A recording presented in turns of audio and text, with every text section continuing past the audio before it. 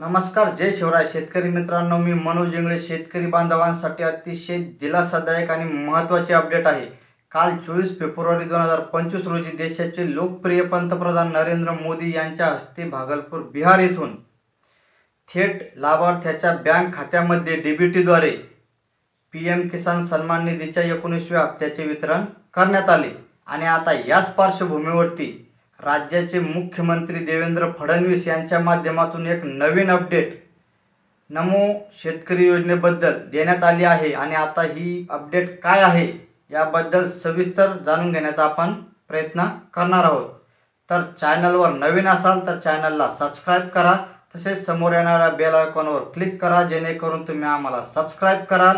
आणि तुम्ही जर आम्हाला सबस्क्राईब केलं तर अशाच नवनवीन योजनेबद्दलची माहिती तुमच्यापर्यंत सर्वात अगोदर पोहोचत राहील. चला तर मित्रांनो बघूया. मित्रांनो, पीएम किसान सन्मान निधी योजनेचे 19व्या हप्त्याचे वितरण काल पंतप्रधान नरेंद्र मोदी यांच्या हस्ते करण्यात आले.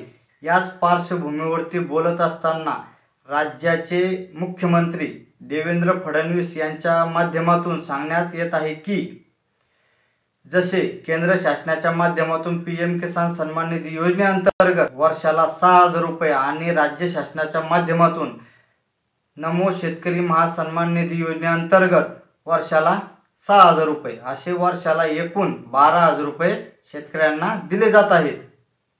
आणि आता यामध्ये वाढ करून वर्षाला 15,000 रुपये शेतकऱ्यांना मिळणार आहेत.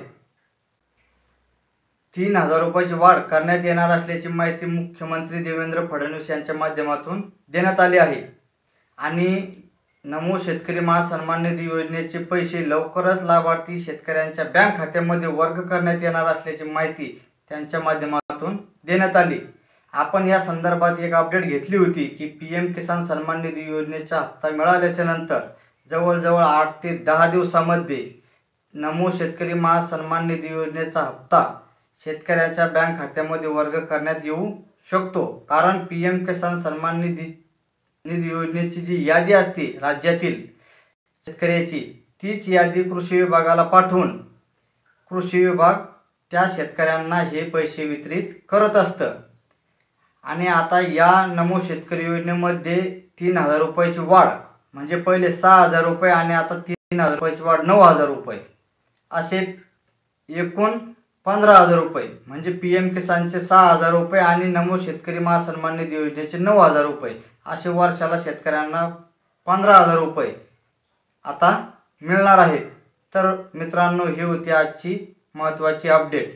तुम्हाला कशी वाटली नक्की कॉमेंटमध्ये सांगा. तुमच्या भावना आमच्यापर्यंत नक्की पोहोचवत जा मित्रांनो. चला भेटू पुढच्या व्हिडिओमध्ये अशाच नवीन माहितीसह. तोपर्यंत धन्यवाद.